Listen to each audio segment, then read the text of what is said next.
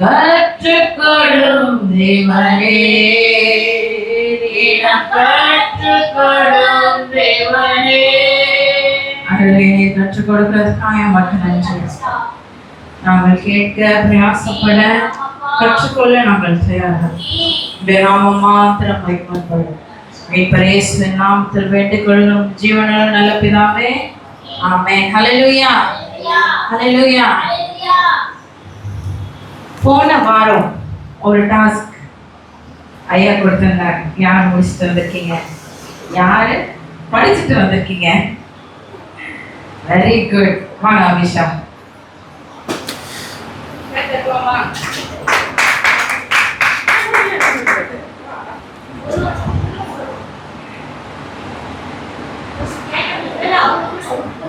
இல்ல, நீங்க எத்தனை வருஷமா மனப்பாடமா படிச்சிருக்கிறீங்களோ அத்தனை வருஷமா நீங்க சொல்லலாம். ஒரு வருஷம், 2 வருஷம், 3 வருஷம், அதுக்கு ஏற்ற மாதிரி உங்களுக்கு பரிசு கொடுக்கப்படும். ஆமென்.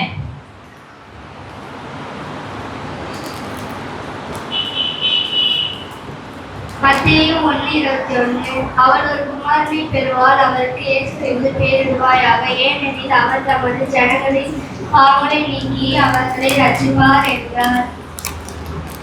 லூக்கா 2:40. பிள்ளை வளர்ந்து ஆவியிலே பலன் கொண்டு ஞானத்திலே நிறைந்து தேவனுடைய கிருபை அவர் மேல் இருந்தது. தாவீது 1 சாமுவேல் 5:10. பிள்ளை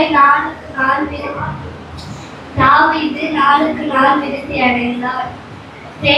சேனைகளின் தேவனாகிய கர்த்தர் அவன் மேல் இருந்தார். அப்பொழுது 1 சாமுவேல் 6:18. அப்பொழுது அந்த வேலைக்காரனில் 1 சாமுவேல் 16:18. சொல்லுங்க. அப்பொழுது அந்த வேலைக்காரனில் ஒருவன் பிரதியுத்தரமாக, இதோ பெத்லகேம் ஆகிய ஈசாவின் குமாரன் ஒருவனை கண்டிருக்கிறேன். அவன் வாசிப்பதில் தேடினவன். அவன் யுத்த வீரன், பராக்கிரமசாலி, சௌந்தரியம் உள்ளவன்.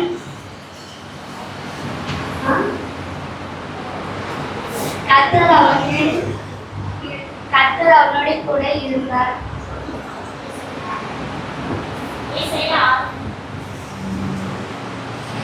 Very good. எத்தனை வருஷம் சொன்னா அபிஷேகம்? வா வா வா. கம்மிங்க. எத்தனை வருஷம் சொன்னா? எத்தனை வருஷம் கரெக்டா சொன்னா? அம்மா வந்து 1 2 3 2. Okay, very good Abisha. God bless you. இது என்னன்னா பைபிள் மேக்னெட், பேப்பர் பறக்காம இருக்கிறதுக்கு நீ போட்டு வச்சுக்கலாம். Very good. கை தட்டலாமா குழந்தைக்கு? அடுத்து யார் தயாரா வந்துருக்கீங்க? வாங்க சித்ராக்கா. நான் ரொம்ப படிச்சுட்டியா? ரொம்ப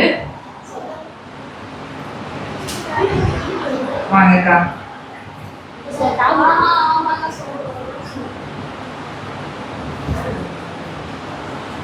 2 சாமுவேல் 5:10. தாவீது நாளுக்கு நாள் விருத்தி அடைந்தான். சேனைகளின் கர்த்தர் அவரோடு கூட இருந்தார். நீதிமொழிகள் 18:21. மரணமும் ஜீவனும் நாவின் அதிகாரத்திலிருந்து புறப்படும். அதில் அதிகாரத்திலிருந்து புறப்படும். அதில் விருப்பப்படுகிறவன் அதன் கனியை புசிப்பான்.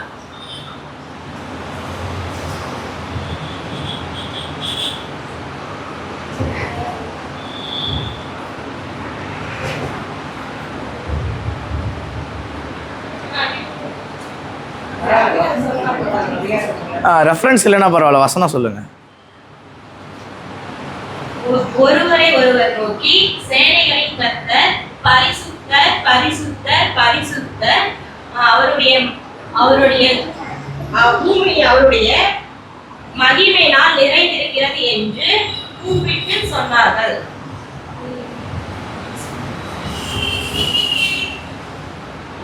தேவனானவர் கிருபையிலும் ஞானத்திலும் பலத்திலும் மனுஷருடைய தயவிலும் ஆவி அதிகமாய் அதிகமாய் விருத்தி அடைந்தார். தேவன் இல்ல, இயேசு கிறிஸ்து. சரி, ஓகே.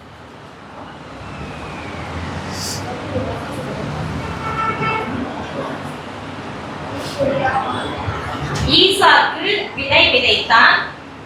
ஈசாக்கு அந்த தேசத்தில் விதை விதைத்தான். 100 மடங்கு பலன் அடைந்தான். அவன் ஐஸ்வர்யவனாகி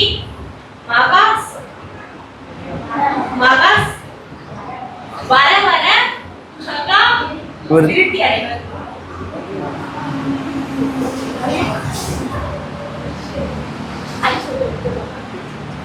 சரி, அக்கா கிஃப்ட் கொடுக்கலாமா வேணாமா? சரி, சித்ரா அக்கா வாங்க. கண்டிப்பா உங்களுடைய பிரயாசத்தை ஆண்டவர் பார்க்கிறார். நீங்க எவ்வளவு பிரயாசப்படுறீங்களோ கையில தட்டுவோமா? வெரி குட் சித்ரா அக்கா. நெக்ஸ்ட் டைம் நெக்ஸ்ட் டாஸ்க் நீங்க எல்லாரும் படிச்சுட்டு வாங்க. எல்லாரும் ரெடி ஆயிட்டு வாங்க. ஃபர்ஸ்ட் அம்மா சொல்றாங்க 10 தடவை படிச்சதான் நல்ல ஞாபகம் இருக்கும், 100 தடவை படிச்சாதான் ஞாபகம் இருக்கும். சரி, அம்மா அவங்களே வசனத்தை இப்படி படிக்கிறோமே, ஐயா எப்படி சொல்வாரு? ஐயா நீங்க இந்த டாஸ்க்கை கம்ப்ளீட் பண்ணுங்க ஐயா. வாங்க, வெல்கம். கையில தட்டி ஐயா வெல்கம் பண்ணலாமா? என்ன டாஸ்க்கு? மனப்பாட வசனமா? எனக்கு ரெஃபரன்ஸ் சொல்லுங்கள், நான் சொல்கிறேன். லூக்கா 2:52 இயேசுவானவர் ஞானத்திலும் வளர்த்தியிலும். நான் அந்த ஸ்கொயர் சொன்னேன் பார்த்தீங்களா, அந்த மாதிரி மனப்பாடம் பண்ணணும். ஒரு சதுரம்னா எத்தனை மூளை இருக்குது? 4 மூளை இருக்கா? இந்த ரூமுக்கு எவ்வளோ மூளை இருக்குது? 4 மூளை இருக்குல்ல. இயேசுவானவர் ஞானத்திலும் வளர்த்தியிலும் தேவ கிருபையிலும் மனுஷர் தயவிலும் அதிகமாய் விருத்தி அடைந்தார். பிள்ளை வளர்ந்து ஆவியில் பலன் கொண்டு ஞானத்தினால் நிறைந்தது. காரணம், தேவ கிருபை அவர் மேலே இருந்தது. வேற என்ன பார்த்தோம்? பெத்லகேமியனாகிய ஈசாயின் குமாரன் ஒருவன் இருக்கிறான். அவன் வாசிப்பதில் தேறினவன், யுத்த வீரன், பராக்கிரமசாலி, சௌந்தரியம் உள்ளவன். ஏதோ ஒன்று விட்டுட்டேன், மொத்தம் 5 வரும். வாசிப்பதில் தேறியவன், யுத்த வீரன், சௌந்தரியம் உள்ளவன், பராக்கிரமசாலி, காரிய சமர்த்தன். எல்லாவற்றுக்கும் மூளை காரணம் என்ன? கத்தர். சேனைகளின் கத்தர் அவனோடு. இங்கே கத்தர் தான் வரும்னு நினைக்கிறேன். கத்தர் அவனோடே இருக்கிறார் தான் வரும். சேனைகளின் கத்தர் 2 சாமுவேல் 5:10 வரும். தாவீது நாளுக்கு நாள் விருத்தி அடைந்தான். காரணம் என்ன? சேனைகளின் கத்தர் அவனோடு இருந்தார். ஆமாம், ஈசாக்கு அந்த தேசத்தில் விதை விதைத்தான். கத்தர் அவனை ஆசீர்வதித்தான். அந்த வார்த்தையை விட்டீங்க நீங்கள். கத்தர் அவனை ஆசீர்வதித்ததினால் அந்த வருஷத்தில் 100, அடுத்த வருஷம்லாம் போவே இல்லை, அதே வருஷத்தில் 100 மடங்கு பலனை பெற்றுக்கொண்டான். அவன் ஐஸ்வர்யவானாகி வர வர விருத்தி அடைந்தான், மகா பெரியவனானான். ஓகே, நம்ம நிறைய வசனங்களை பார்த்தோம். வேறு ஏதோ வசனம் விட்டோமா?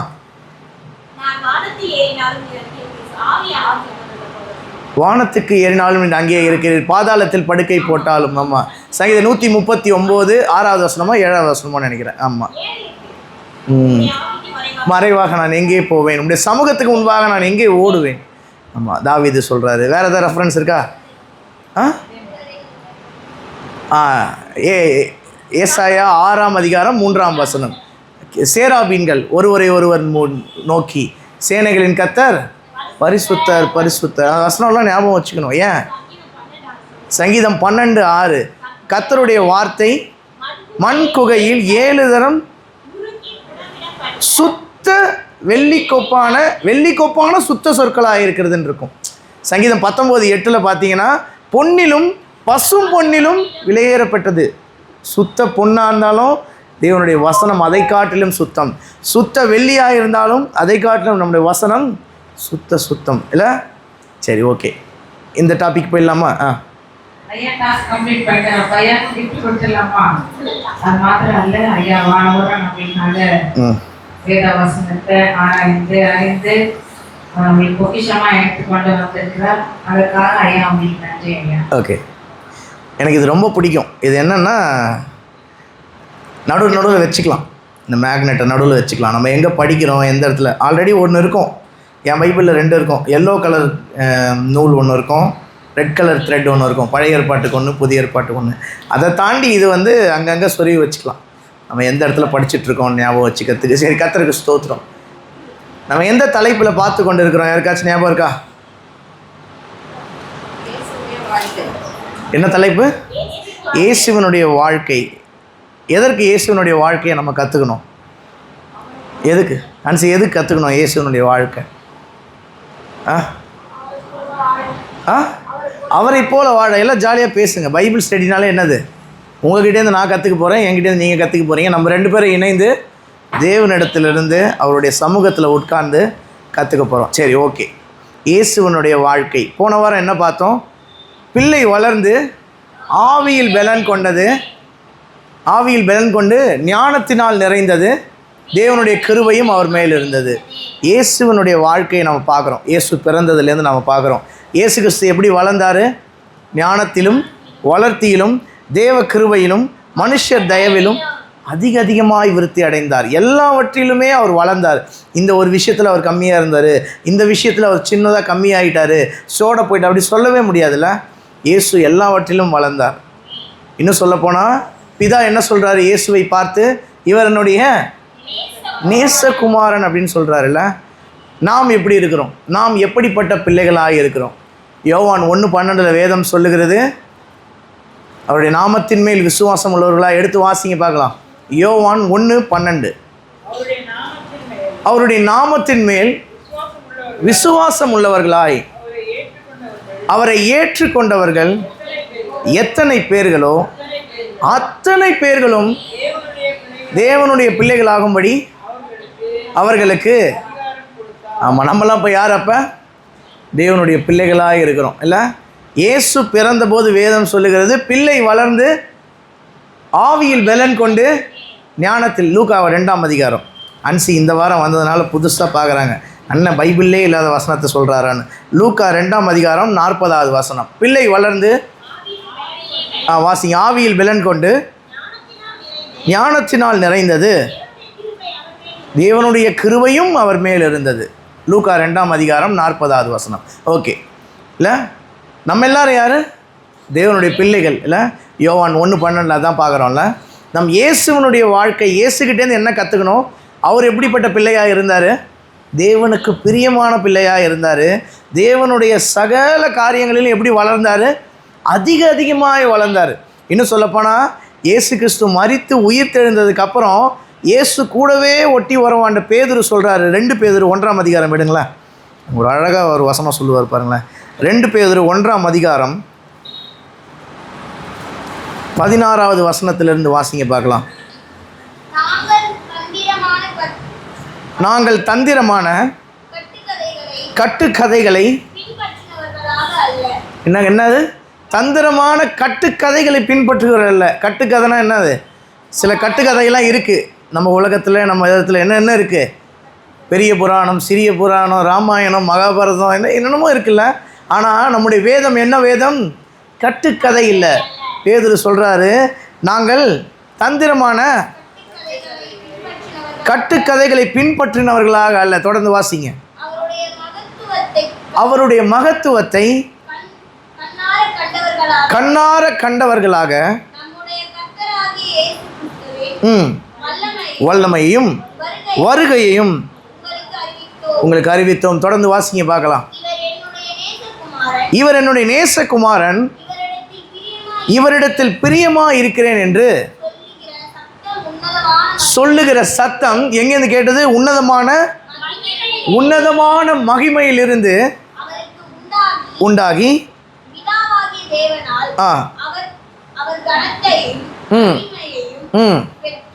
பெற்றபோது அவரோடே கூட நாங்கள் பரிசுத்த பர்வதத்தில் இருக்கையில் வானத்திலிருந்து இல்லை. பேதுரு எப்போ கேட்டார்? மார்க் 9ஆம் அதிகாரம், லூக்கா 9ஆம் அதிகாரம், மத்தேயு 17ஆம் அதிகாரம். இந்த 3 இடத்துலையும் அந்த மறுரூப மலை சம்பவம் இருக்குது. மத்தேயு 17ஆம் அதிகாரத்தில் தொடக்கத்துலேருந்தே வந்துடும், மார்க் 9ஆம் அதிகாரத்துலேயும் தொடக்கத்துலேருந்தே வந்துடும், லூக்கா 9ஆம் அதிகாரத்தில் 36வது வசனத்துக்கு தாண்டி வரும். எடுக்க வேணாம் இல்லை? அந்த 3 இடத்துலையும் அந்த சம்பவம் குறிக்கப்பட்டிருக்கு. அதை பேதுரு இங்கே மறுபடியும் எழுதுகிறார். என்னது? இவர் என்னுடைய நேசகுமாரன், இவரில் நான் பிரியமாக இருக்கிறேன்னு யார் சொன்னது? பிதா சொல்கிறார். யாரை? இயேசு கிறிஸ்துவை சொல்கிறார். உன்னதத்திலிருந்து அந்த சத்தம் தோன்றி பிதாவால் இயேசு என்ன பெற்றாராம்? கனத்தையும் மகிமையையும் பெற்றார். இல்லை, பிரியமான பிள்ளை யார் பிதாவுக்கு? இயேசு கிறிஸ்து. அதனால தான் அவர் எதை பெற்றார்? கனத்தையும் மகிமை. நான் நினைக்கிறேன் பிதா கிட்டேருந்து ஒரு மனுஷன் ஒரு கனத்தை, ஒரு பெரிய கனம், ஒரு பெரிய மகிமையை பெறணும்னா என்ன தெரியுமா பெற்றுக்கொள்ளணும்? இவர் என்னுடைய நேசகுமாரன், இவன் எனக்கு பிரியமான பிள்ளைப்பான்ற வார்த்தை பிதாவினுடைய வாயினால் வர்றது தான் பெரிய கனம். இல்லை, பெரிய கனம், ஒரு பெரிய அங்கீகாரம். என்னது? இவனுடைய நேசகுமாரன்னு சொல்லணும். நம்ம கூட ஒரு நாள் மேலே போகும்போது என்ன சொல்லணும்? உண்மையும் உத்தமம் உள்ள ஊழியக்காரனே வா, சந்தோஷத்தில் பிரவேசி அப்படின்னு தான் சொல்லணும். பொல்லாத ஊழியக்காரனே வெளியே போன்னு சொல்லக்கூடாது. உங்களை நான் அறியேன் என்று சொல்லிடக்கூடாது. அந்த 5 புத்தி இல்லாத கன்னிகைகள் போயிட்டு மத்தேயு 25:10 எடுக்க வேணாம், போயிட்டு கதவை தட்டும்போது ஆண்டவரே ஆண்டவரே எங்களுக்கு திறக்க வேண்டும் சொன்னாங்க. என்ன சொன்னார் மணவாளன்? என்ன சொன்னார்? உங்களை அறியேன் என்று மெய்யாகவே சொல்லுகிறேன். நம்மளை பார்த்து தேவன் என்ன சொல்லணும்? பிரியமான பிள்ளை என்று சொல்லணும். இயேசு எப்படிப்பட்ட பிள்ளையாக இருந்தார்? பிரியமான பிள்ளை. நம்ம அப்படி தான் கற்றுக்கணும்ல. நம் தேவனுக்கு எப்படிப்பட்ட பிள்ளைகளாக இருக்கணும்? பிரியமான பிள்ளைகளாக இருக்கணும். இன்னொரு வசனம் எடுத்து வாசிங்களேன். எபேசியர் 4ஆம் அதிகாரம் 1 வசனம் வாசிங்க பார்க்கலாம். 5ஆம் அதிகாரம் 1 வசனம். ஆதலால் நீங்கள் பிரியமான பிள்ளைகளைப் போல எப்படி மாறணுமா? எப்படி ஆகணும்? நீங்கள் பிரியமான பிள்ளைகளைப் போல யாரை பின்பற்றணும்? இல்லை, நம்ம தேவனுக்கு பிரியமான பிள்ளைகளாக இருக்கிறோமா? அபிஷேகை கேட்டால் சொல்லுவாங்க, என் அம்மாவுக்கு நான் தான் ரொம்ப பெட்டு. இல்லை, இந்த பையனை கேட்டாலும் என்ன சொல்லுவான்? என் அம்மாவுக்கு நான் தான் பெட்டு. குட்டியை கேட்டாலும் அதுதான் சொல்லுவான். நம் தேவனுக்கு எப்படி இருக்கிறோம்? இல்லை, அன்சியை கேட்டால், ரோஹித்தை கேட்டால் என் அப்பாவுக்கு நான் தான் பெட்டு, என் அம்மாவுக்கு நான் தான் பெட்டுன்னு சொல்லுவாங்க. ஆனால் நம் தேவனுக்கு பிரியமான பிள்ளைகளாக இருக்கிறோமா? யோசிச்சு பாருங்களேன். ஈசாக்குக்கு 2 பசங்க இருந்தாங்க. யார் யார்? யாக்கோபு, ஏசா. அவர்கள் எப்படிப்பட்ட பிள்ளைகளாக இருந்தார்கள்? வாசிங்க பார்க்கலாம். ஆதியாகமம் 26 லாஸ்ட்டு 2 வசனம் வாசிங்க பார்க்கலாம். 4வது பத்தியில் கடைசி வசனம். ஆதியாகமம் 26 34 35 2 வசனம் வாசிங்க பார்க்கலாம். ஏசா 40 வயதான போது ஏத்தியனான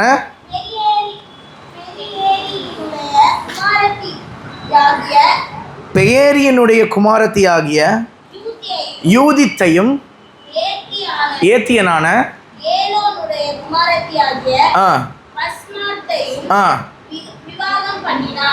என்னது? யார் யாரை கல்யாணம் பண்ணா? 2 பொண்ணை கல்யாணம் பண்ணான். யூதித்து, பஸ்மாத்து 2 பேரை கல்யாணம் பண்ணுறான். அடுத்த வசனம் வாசிங்க பார்க்கலாம். அதுதான் முக்கியம். ஈசாக்குக்கும் ரெமேக்காலுக்கும் மன மகிழ்ச்சியாக இருந்தார்கள். நான் வேதம் சொல்லுது மன நோவாய். இல்லை, இன்னும் சொல்லப்போனால் ஈசாக்குக்கு யாரை திறமை ரொம்ப பிடிக்கும்? ஏசாவை தான் பிடிக்கும். ஏன்னா ஏசா வேட்டையாடி கொண்டு வர்றதை சாப்பிட்றதுக்கு ஈசாக்குக்கு ரொம்ப பிடிக்கும். அலாதி இன்பம் ஈசாக்குக்கு. ரெபேக்காலுக்கு யாரை தான் பிடிக்கும்? யாக்கோபு தான் பிடிக்கும். அப்படி தான் வேத வசனம் கட்டமைக்குது. ஆனால் ஈசாக்கு யாக்கோபு ஆசீர்வாதத்துக்கு முன்பாகவே ஏசா கல்யாணம் பண்ணிக்கிறார். யார் யாரை? யூதித், பஸ்மாத் 2 பேரை கல்யாணம் பண்ணிக்கிறாரு. அந்த 2 பேரும் எப்படி இருக்கிறாங்க?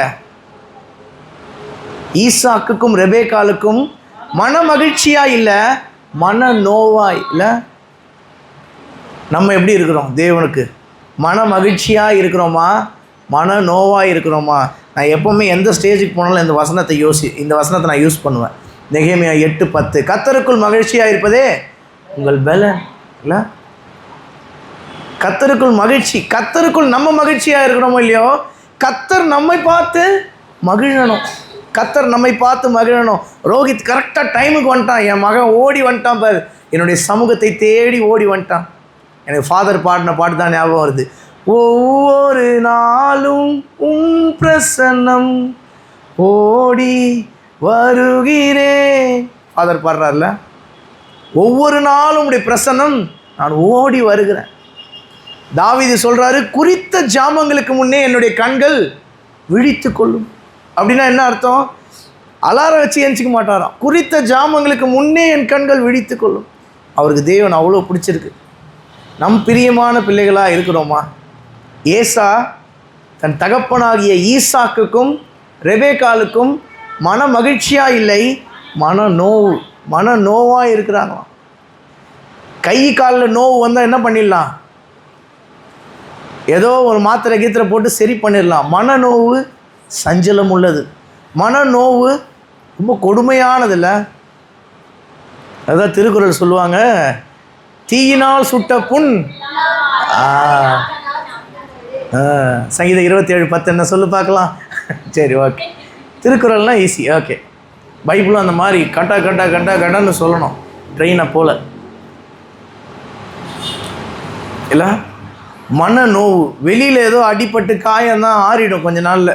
எலும்பு உடைஞ்சா கூட என்ன ஆகிடும்? சரியாயிடும். கட்டுக்கிட்டு போட்டு புத்தூருக்கு போயிட்டு கட்டுக்கிட்டு ஏதாச்சும் போட்டு ரெடி பண்ணிடலாம். மனநோவு சஞ்சலம் உள்ளது. ஏசா அவருடைய மனதுக்கு பிரியமாக இருந்தது தான் பண்ணார். அப்படி தானே? பிடிக்காம கல்யாணம் பண்ணியிருப்பார். யூதித்தையும் பஸ்மாத்தையும் கல்யாணம் பண்ணிக்கிட்டாரு. ஆனால் அது யாருக்கு பிடிக்கல? யாருக்கு மனநோவாக இருந்தது?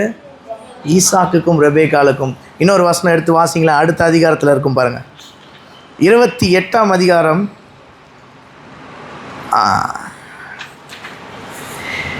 6லேருந்தே வாசிங்க பார்க்கலாம். ஆசீர்வதித்து பதாமராமுக்கு அனுப்பினதையும்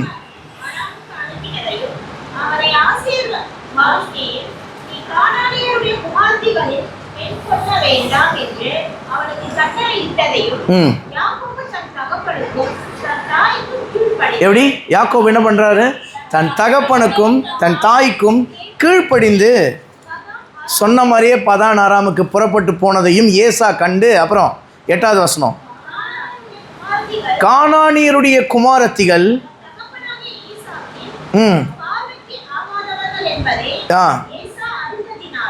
ஃபஸ்ட்டு தனக்கு பிடிச்சிருக்குன்னு நினச்சி கல்யாணம் பண்ணியிருக்கலான்னு நான் நினைக்கிறேன். இல்லை, யூதித் பஸ்மாத், சிம்சோன் எப்படி தன் பார்வைக்கு தெளிலால் ரொம்ப அழகாக இருந்தாங்கல்ல,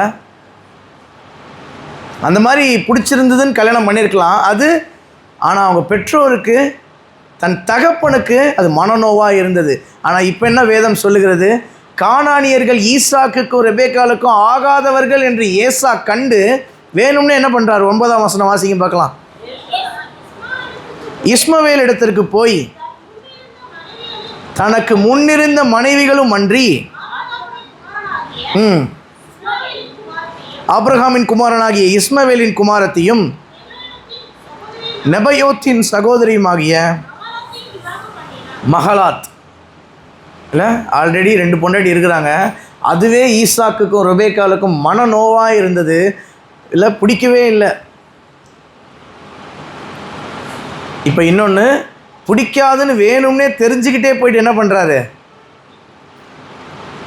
ஆகாதவர்கள், தன்னுடைய தகப்பனுக்கு ஆகாதவர்கள் என்று கண்டும் யார்கிட்ட போகிறாரு? இஸ்மவேலுடைய மகனுடைய பொண்ணு மகலாத் விவாகம் பண்ணுறாரு. ஆனால் யாக்கோபு எப்படி இருக்கிறாரு? கீழ்ப்படுகிறார். நம்ம எப்படி இருக்கிறோம்? பிரியமான பிள்ளைகளாக இருக்கிறோமா? இல்லை தேவனுக்கு மனநோவை உண்டாக்குகிறோமா? தேவனுக்கு பிரியமாய் நடக்க எப்படி கற்றுக்கிறது? அதுதான் இயேசுவனுடைய வாழ்க்கை. இயேசுவனுடைய வாழ்க்கையை நம்ம இன்ச்சாக நம்ம படிக்கும்போது என்ன பண்ணலாம்? தேவனுக்கு பிரியமாக இருக்கலாம். தேவனுக்கு ரொம்ப பிரியமாக இருந்தது யார்? இயேசு தான். இவர் என்னுடைய நேசகுமாரன். இப்போ இயேசுனுடைய வாழ்க்கையை நம்ம கற்றுக்கொள்ளும் போது நம்ம என்ன பண்ணலாம்? நம் தேவனுக்கு பிரியமாகவே வாழலாம்ல. மத்தேயு 11:28 இன்றைக்கி யாரோ மனப்பாடமாக சொல்லுவீங்கன்னு நினச்சேன், யாருமே சொல்லலை. 11:28, வருத்தப்பட்டு பாரம் சுமக்கிறவர்களே நீங்கள் எல்லாரும் என்னிடத்தில் வாருங்கள். அடுத்த வசனம் என்ன சொல்கிறாரு? அடுத்த வசனத்தில் என்ன சொல்கிறாரு? நான் சாந்தமும் மனத்தாழ்மையுமாக இருக்கிறேன், என்னிடத்தில் வந்து கற்றுக்கொள்ளுங்கள். 28வது வசனத்தில் என்னிடத்தில் வாருங்கள்னு சொல்கிறாரு. மத்தேயு 11:28 வாசிங்கக்கா.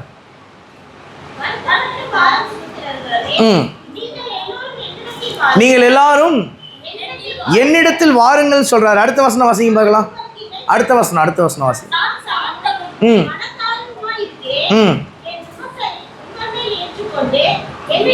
என்னிடத்தில் என்னிடத்தில் வாருங்கள் என்று சொல்றாரு. அடுத்த வசனத்தில் என்னிடத்தில் கற்றுக்கொள்ளுங்கள்.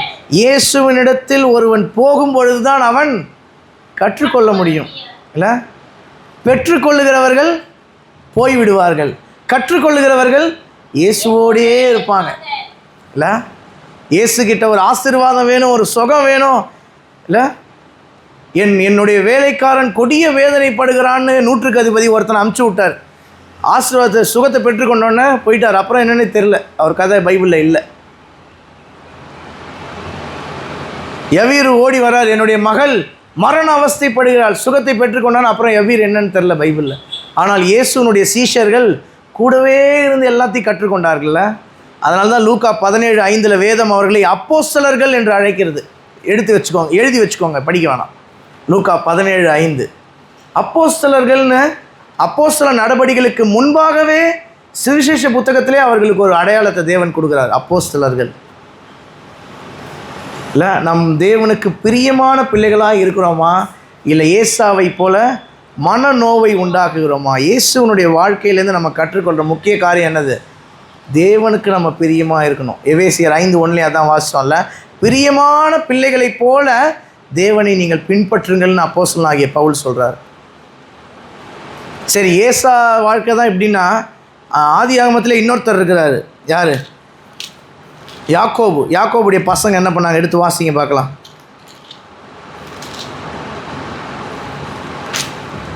34ஆம் அதிகாரம் 34 ஆதியாகமம் 34ஆம் அதிகாரம் 30வது வசனம் வாசிங்க பார்க்கலாம். அப்பொழுது யாக்கோபு சிமியோனையும் லேவியையும் பார்த்து,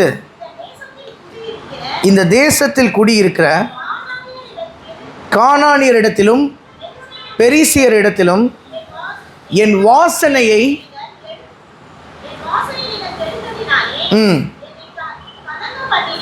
என்னை கலங்க பண்ணினீர்கள். யாரு? சிமியோனையும் லேவியையும் பார்த்து சொல்றாரு. சிமியோனு லேவி என்ன பண்ணாங்க? இந்த அதிகாரத்தை நீங்கள் ஃபுல்லாக வாசிச்சிங்கன்னா யாக்கோபுக்கு எவ்வளோ பிள்ளைகள் யாருக்கு தெரியும்? யாக்கோபுக்கு எவ்வளோ பிள்ளைகள்? 12. தீனாலை சேர்த்து 13. இல்லை, அந்த தீனாலை என்ன பண்ணிட்டாங்க? ஒருத்தர் கெடுத்துட்டார். கெடுத்த உடனே அது யாரால் பொறுக்கலை? சிமியோனாலையும் லேவியினாலையும் பொறுக்கலை. யாக்கோபு கொஞ்சம் ஜனம் உள்ளவன், கொஞ்சம் பயந்தவன். இல்லை, அவங்க அண்ணன் ஏசா வரும்போதே பயந்து போய் நடுங்கினார்ல அவர் அப்படி இப்படின்னு பேசி எல்லாத்தையும் செட்டில் பண்ணிட்டாரு. ஆனால் அந்த சிமியோன் லேவி என்ன பண்ணுறாங்க? அவர்களை போயிட்டு துணிகரமாக போயிட்டு 25வது வசனம் வாசிங்களா அதே அதிகாரத்தில். 3ஆம் நாளில் அவர்களுக்கு நோவெடுத்து கொண்ட போது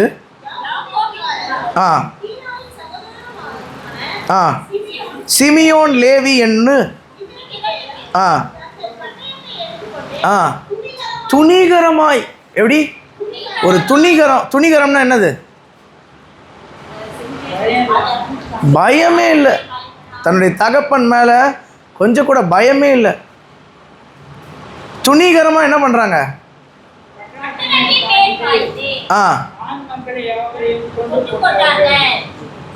இல்ல, அவங்க அப்பா சொல்றாரு, யாக்கோபு என்ன சொல்றாரு? இவர்கள் என்னுடைய வாசனையை இந்த இடத்துல கெடுத்து போட்டாங்க. இந்த தேசத்தில் என்னுடைய வாசனையை கெடுத்து போட்டார்கள். நம்ம எப்படி இருக்கிறோம்? நம்மளுடைய பரம தகப்பனான தேவனுடைய வாசனையை சுமந்து கொண்டு இருக்கிறோமா, இல்லை வாசனையை கெடுத்து போடுகிறோமா? 2 கொரிந்தியர் 2ஆம் அதிகாரம் 13-14 வசனங்களில் வாசிக்கிறோம். நாம் கிறிஸ்து இயேசுவுக்குள் தேவனுடைய நற்கந்தமாக இருக்கணும். 2 கொரிந்தியர் 2ஆம் அதிகாரத்தில் 11-12 நினைக்கிறேன், பாருங்க. 14 14-15 2 கொரிந்தியர் 2:14-15.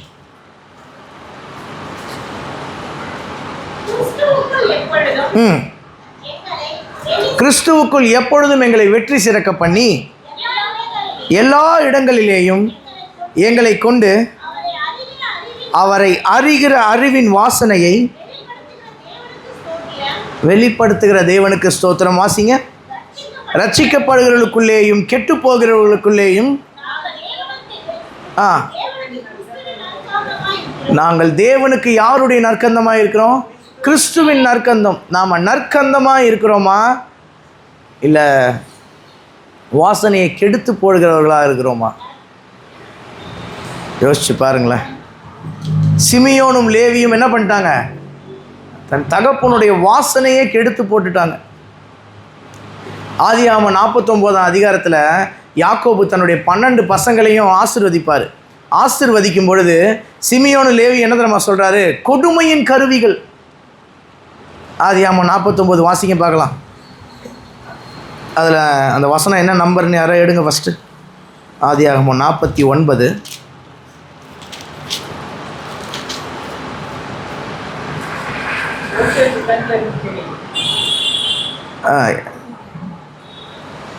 கொடுமையின் கருவிகள் இருக்கும் பாருங்க.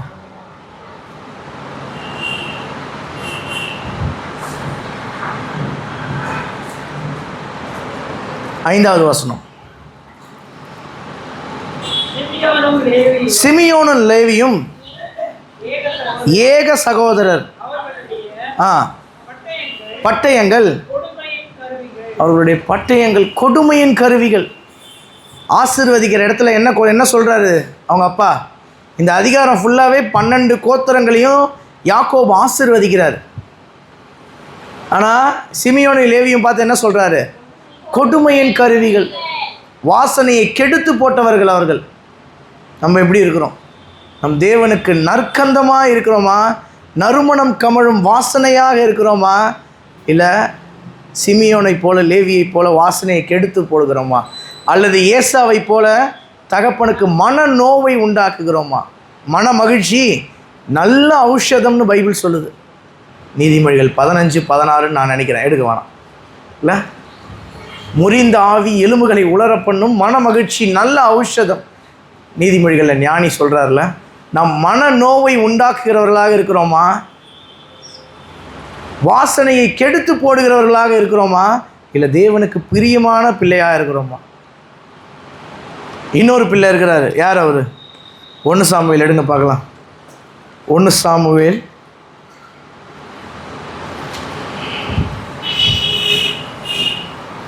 2:17.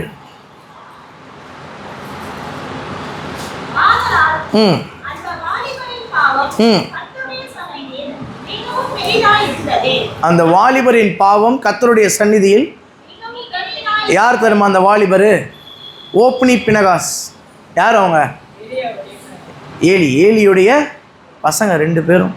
ஓப்னி பினகாஸ் 2 பேரும் என்ன பண்ணாங்க? தன் தகப்பனுடைய பேச்சை கேட்கவே எல்லாவற்றையும் அங்கே வர பெண்களோடு தப்பாக பண்ணுறது, அங்கே வர பலியிடுறதுல எனக்கு முதன்மையான இறைச்சியை கொடுன்னு கேட்டு பிடிங்கிறது. அங்கே வாலிபருடைய பாவம் மிகவும் கொடியதாக இருந்தது. ஏலி இத்தனைக்கு யார்? ஆசாரியன். ஆனால் அவனுடைய பசங்க என்ன பண்ணுறாங்க? ஏலியினுடைய பிள்ளையாக இருக்கிறதுக்காக அட்வான்டேஜ் எடுத்துக்கூடாதுல்ல. நம் தேவனுடைய பிள்ளைகள் தான், அதுக்காக என்ன பண்ணக்கூடாது? சில பிரசங்கங்கள் நான் கேட்டிருக்கேன். இயேசுனுடைய ரத்தம் சகல பாவங்களையும் நீக்கி சுத்திகரிக்கிறது தான். அதுக்காக நீ எப்போ வேணால் பாவம் பண்ணிக்கலாமா? இல்லை. சில பேர் சொல்கிறாங்க, நீ செய்த பாவம், நீ செய்கிற பாவம், நீ செய்து கொண்டிருக்கிற பாவம், நீ செய்ய போகிற பாவம் எல்லாவற்றுக்காக யார் ரத்தம் சிந்தினா? இயேசு. அதனால் நீ எப்படி வேணா இருக்கலாம். தேவ கிருபை உண்மையில். சில பேர் இப்படி பிரசங்கிக்கிறாங்க, பயமாக இருக்குது. இல்லை, அதுதான் துர் உபதேசம். நம்ம எப்படி இருக்கிறோம் தேவனுக்கு முன்பாக?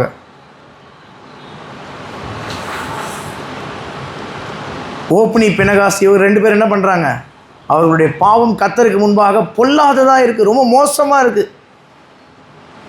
அவங்க அப்பாவே கூப்பிட்டு கேட்குறாரு. வாசிங்க பார்க்கலாம். 22வது வசனத்துலேருந்து வாசிங்க பார்க்கலாம் வேகமாக. ஏலி மிகுந்த கிழவனாக இருந்தான்.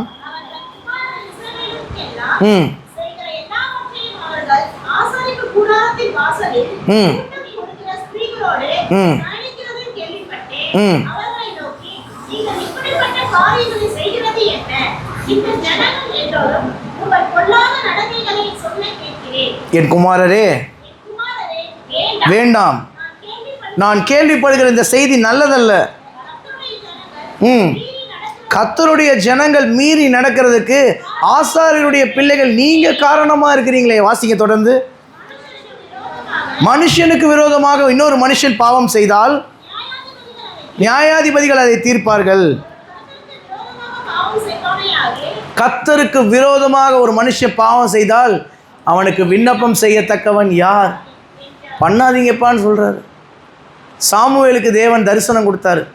அதற்கு முன்பாக 2ஆம் அதிகாரத்தில் ஒரு தேவனுடைய மனுஷன் வந்து ஏலியை எச்சரிப்பார். ஏலியை அவங்க பசங்களை எச்சரிக்கிறார். அதுக்கப்புறம் பெலிஸ்தேரோடு யுத்தம் பண்ண போவாங்க. அந்த முதல் யுத்தத்தில் அவங்க சாவ மாட்டாங்க. நிறைய எச்சரிப்புகள் பெற்றுக்கொண்டே இருந்து ஓப்னி பினகாஸ் திருந்தவே இல்லை. தன் தகப்பனுக்கு அவங்க எப்படி இருந்தாங்க, அதனால ஏலியும் செத்து போயிட்டார். அதுக்கப்புறம் தான் சாமுவேல் வந்தார். சாமுவேலுடைய பசங்க எப்படி இருந்தாங்க, யோவேல் அபியா 2 பேரும், அவங்களும் ஒழுங்காக இல்லை. சாமுவேல் பெரிய தீர்க்கதரிசி தான், ஆனால் அவங்களுடைய பிள்ளைகள் தேவனுக்கு பிரியமாக, அவங்க வழிகள் தேவனுக்கு செம்மையாக இல்லை. பிள்ளையாக இருக்கலாம் அதனால் ஆமாம் புத்திரராயும் இருக்கணும். பிள்ளையாக இருக்கிறதுக்காக அட்வான்டேஜ் எடுத்துக்கூடாதுல்ல. இயேசு எனக்காக ரத்தம் செஞ்சிட்டார், நான் பிள்ளையாய் மாறிட்டேன், அதற்காக பிரியமான பிள்ளையாய் மாறணும். அதுதான் இயேசு. இயேசு யார்? பிதாவுக்கு சமமானவர். லூக்கா பிலிப்பியர் 2ஆம் அதிகாரத்தில் வாசிக்கிறோம், பிதாவுக்கு சமமாக இருப்பதை கொள்ளையாடின பொருளாக எண்ணாமல் தம்மைத்தாமே வெறுத்து அடிமையாக்கி. வாசிங்க பார்க்கலாம். பிலிப்பியர் 2 எத்தனாவது நம்பர்? 6ஆம் வசனமாக பாருங்கள். 6ஆ 7ஆ?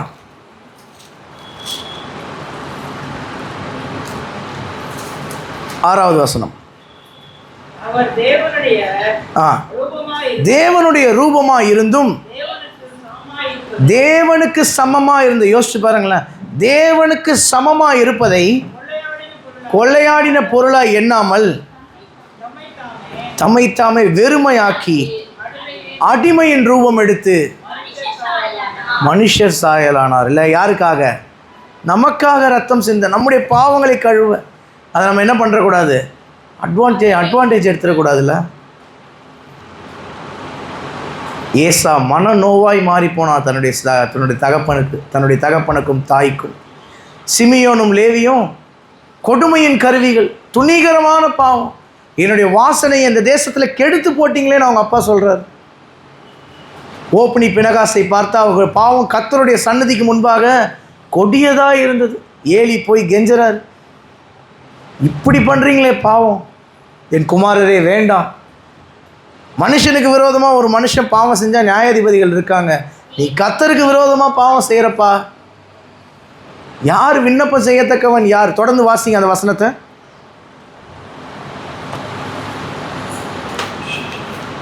1 சாமுவேல் 2ஆம் அதிகாரத்தில் வாசிச்சோம்ல,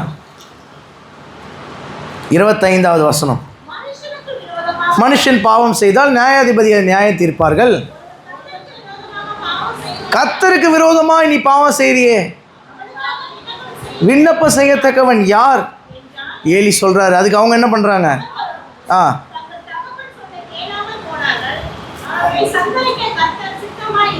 பார்த்தீங்களா, தகப்பன் சொல்லை கேளாமற் போனார்கள். நம் தகப்பனுக்கு பிரியமான பிள்ளைகளாக இருக்கணும்னா என்ன பண்ணணும்? தகப்பன் சொல்லை கேட்கணும். தகப்பன் சொல்லை கேட்கணும். யார் நம்முடைய தகப்பன்? பிதா. இயேசு சொல்லி கொடுத்த ஜெபம் என்ன? பரமண்டலங்களில் இருக்கிற எங்கள் பிதாவே. இங்கிலீஷில் சொல்கிறோம், our Father in heaven. நம்மளுடைய ஹெவன்லி ஃபாதர் யார்? தேவன். அவருக்கு பிரியமாய் நம் வாழ்க்கை வாழும்பொழுது தான் தேவன் நமக்கு பிரியமான ஒரு வாழ்க்கையை இந்த பூமியில் வாழ செய்வார், எல்லா காரியங்களையும் தருவார். நம்ம என்ன பண்ணணும்? அவருக்கு பிரியமான ஒரு வாழ்க்கை. இயேசுனுடைய வாழ்க்கையிலேருந்து ஒரு மிகப்பெரிய சாராம்சம் என்னது? அவர் தேவனுக்கு பிரியமான பிள்ளையாக இருந்தார், பிறந்ததுலேருந்து மரிக்கிற வரைக்கும். இல்லை, மரண பரியந்தம் தம்மைத்தாமே தாழ்த்தி, மரண பரியந்தம், அதாவது சிலுவையின் மரண பரியந்தம்னு பவுல் எழுதுகிறார். மரண பரியந்தம்னு எழுதியிருக்கலாம், ஆனால் என்ன எழுதுறாரு? மரண பரியந்தம், அதாவது சிலுவையின் மரண பரியந்தம், சாவர வரைக்கும் கீழ்ப்படிந்தார். நம்ம எப்படி இருக்கிறோம்? தாவீதுக்கு ஒரு குமாரன் இருந்தார். தாவீதுக்கு நிறைய குமாரர்கள், அதில் ஒரு குமாரன் பேர் தான் என்னது? அப்சலோம். 2 சாமுவேல் 13:37 வாசிங்க பார்க்கலாம். 2 சாமுவேல் 13:37 4வது பத்தியில் கீழே வரும். அப்சலோமோ அம்மியூத்தின் தல்மா என்னும் ஓகே கேசூரின் ராஜாவின் இடத்துக்கு ஓடி போனான். தினந்தோறும் இல்ல தாவீது தினந்தோறும் தன் குமாரனுக்காக. ஆமாம், பைபிள் ஸ்டடி ஸ்டார்ட் ஆகும்போது எல்லாரும் வந்து மனப்பாட வசனம் சொன்னீங்க. தாவீது நாளுக்கு நாள் விருத்தி அடைந்தான். இங்கே என்ன போட்டிருக்கு? தாவீது தினமும் துக்கித்து கொண்டிருக்கிறான். யாருக்காக? தன் குமாரனுக்காக. அப்சலோம் தன்னுடைய தகப்பனுக்கு ஒரு துக்கத்தை கொடுக்கிற மகனாக மாறிட்டான்ல. என்ன காரணம்? தாவீதுக்கு அம்னோன்னு ஒரு பையன் இருந்தான். அந்த அவன் என்ன தெரியுமா பண்ணான்? ஒரு சின்ன இது, இந்த அதிகாரம் ஃபுல்லாக நீங்கள் வாசிச்சிங்கன்னா உங்களுக்கு தெரியும். அந்த அம்னோன் வந்து அப்சலோமின் தங்கை பேர் தாமார். அந்த தாமார் ரொம்ப அழகாக இருக்காளேன்னு அவளை ஆசைப்பட்டு அவளை வந்து நயவஞ்சமாக ஒரு ஜுரம் அடிக்கிற மாதிரி படுத்து பேசி அவள் கையால் அப்பம் சுட்டு சாப்பிட்டா தான் எனக்கு சரியாக போகும்னு சொல்லி அவளை உள்ளே கூப்பிட்டு அவளை கெடுத்து அவளை அனுப்பி விட்டான். அது அப்சலோமுக்கு பிடிக்கவே இல்லை. ஆனால் காமிச்சிக்கல. உள்ளுக்குள்ளேயே ஒரு வஞ்சகத்தை வச்சுக்கிட்டு 1 வருஷம் 2 வருஷம் கழித்து தாவீதுக்கிட்ட போயிட்டு நான் ஒரு விருந்து வைக்கிறேன், அம்னோனை அனுப்பி வைங்கன்னு சொல்லிட்டு அம்னோனை கூட்டின்னு வந்து என்ன பண்ணிட்டான்? கொலை பண்ணிட்டு தாவீதுக்கு பயந்து இப்போ போய் ஓடி ஒளிஞ்சிருக்கிறான். இல்லை எப்படி கூப்பிட்டான்? விருந்து வச்சுருக்கேன் வா. தாவீது சொல்கிறாரு, உனக்கு வெகு செலவாகும்ப்பா, வேணாம் பண்ணோன்னே. நீங்கள் எல்லோரும் வரவா, நான் யார் மட்டும் வரணும்? அம்னோன் மாத்திரம் வந்தால் போதும். வாசிங்க பார்க்கலாம். 2 சாமுவேல் 13 எந்த வசனம் யார் கண்டுபிடிக்கிறீங்க பாருங்கள். 13:25 வசனம்.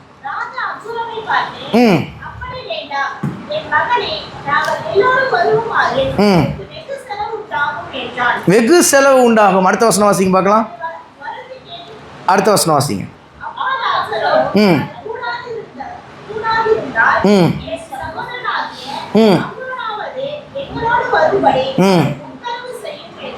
அவ்வளோதான்.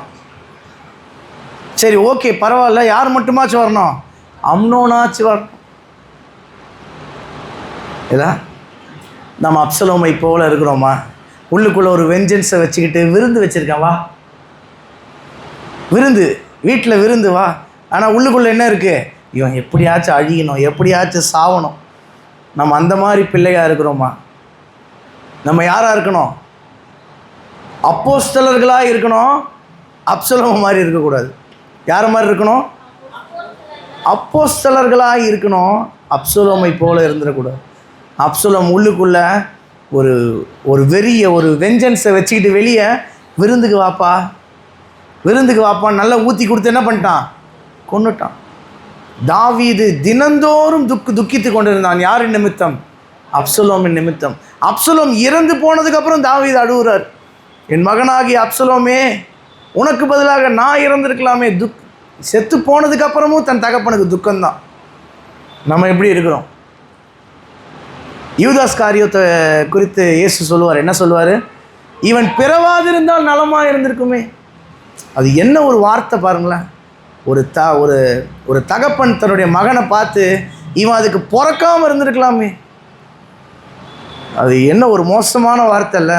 தகப்பன் எவ்வளோ வேதனைப்படுவார். என்னுடைய வளர்ப்பு சரியில்லையா, ஏன் இப்படி ஆயிடுச்சு, இவன் அதுக்கு பிறக்காமல் இருந்திருக்கலாமே, தவம் இருந்து இவனை பெற்றேனே, இப்படி ஆயிடுச்சு. யூதாஸ் காரியத்தை பார்த்து வேதனைப்பட்டு சொல்கிறார், இவன் பிறவாதிருந்தால் நலமாக இருந்திருக்கும். நம்ம எப்படி இருக்கிறோம்? நம்முடைய வாழ்க்கை எப்படி இருக்குது? பிரியமான பிள்ளை யார்? இயேசு கிறிஸ்து. இயேசு கிறிஸ்து பிதாவுக்கு பிரியமான பிள்ளை. நம்ம எப்படி இருக்கிறோம்? பிரியமான பிள்ளையாக இருக்கிறோமா? இல்லை, எபேசியர் 5:1 தான் மறுபடியும் சொல்கிறேன், வாசிக்க வேணாம். நீங்கள் பிரியமான பிள்ளைகளாகி தேவனை பின்பற்றுங்கள். பிரியமான பிள்ளைகளாக இருந்தால் தான் தேவனை பின்பற்ற முடியும். சங்கீதக்காரனாகிய தாவீது கேட்குறார். 143 சங்கீதம் 10வது வசனம் வாசிக்க பார்க்கலாம். சங்கீதம் 143:10 என்ன போட்டிருக்கு? உமக்கு பிரியமானதை செய்ய எனக்கு போதித்தருளும், நீரே என் தேவன். ஃபாதர் பாட்டு ஞாபகம் இருக்கா? உமக்கு பிரியமானதை செய்ய எனக்கு கற்றுத்தாரும் தெய்வமே. இல்லை, பாட்டெலாம் நல்லா பாடுறோம்.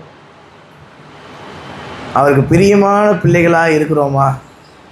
ஏசாவை பார்த்தோம். ஏசா யூதித்தையும் பஸ்மாத்தையும் கல்யாணம் பண்ணிக்கிட்டான். தன் தகப்பனாகிய ஈசாக்குக்கும் ரெபேக்காலுக்கும் மன நோவாக இருந்தான். அதுக்கப்புறம் போயிட்டு மறுபடியும் யாரை கல்யாணம் பண்ணிக்கிட்டான்? இஸ்மவேலின் குமாரனாகிய நெபயோத்தின் குமாரத்தி ஆகிய மகலாத். பிடிக்காது, தன் தகப்பனுக்கு பிடிக்காதுன்னு தெரிஞ்சும் என்ன பண்ணான்? இல்லை, நம்ம அப்படி இருக்கிறோமா? இயேசு நம்முடைய பாவங்களை எல்லாம் மன்னிச்சிட்டாரு தான், கழுவிட்டார் தான், சுத்தமாயிட்டோம் தான். அதுக்காக அட்வான்டேஜ் எடுத்துக்கலாமா? அப்போஸ்தலனாகிய பேதுரு சொல்கிறாரு, 2 பேதுரு 1ஆம் அதிகாரம், 2 பேதுரு 1ஆம் அதிகாரம், கண் சொருகி போன குருடன் இருக்கும் பாருங்க, 9வது வசனம். ஆ ஆ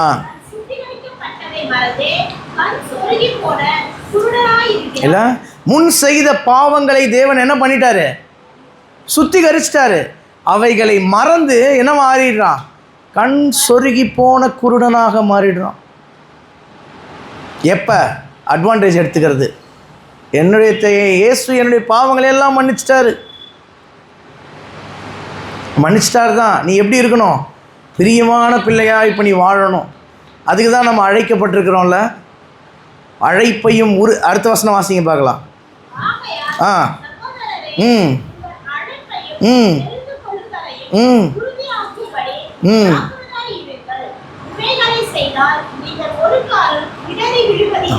நான் அதுதான் சொல்ல வந்தேன். அடுத்த வசனத்தில் வசனமே அது சொல்லுது இல்லை? அழைப்பையும் தெரிந்து கொள்ளுதலையும் நம் உறுதியாக்கி கொண்டு ஜாக்கிரதையாக இருக்கணும். தேவனுக்கு எப்படி இருக்கணும்? நம்ம பிரியமான பிள்ளையாக இருக்கணும். தானியேலை பார்த்து தேவன் சொல்கிறாரு, பிரியமான புருஷனே. இல்லை, தாவீதை சொல்கிறாரு, என் இருதயத்துக்கு ஏற்றவன். நம்ம எப்படி இருக்கிறோம்? மோசையை பார்த்து என்ன சொல்கிறாரு?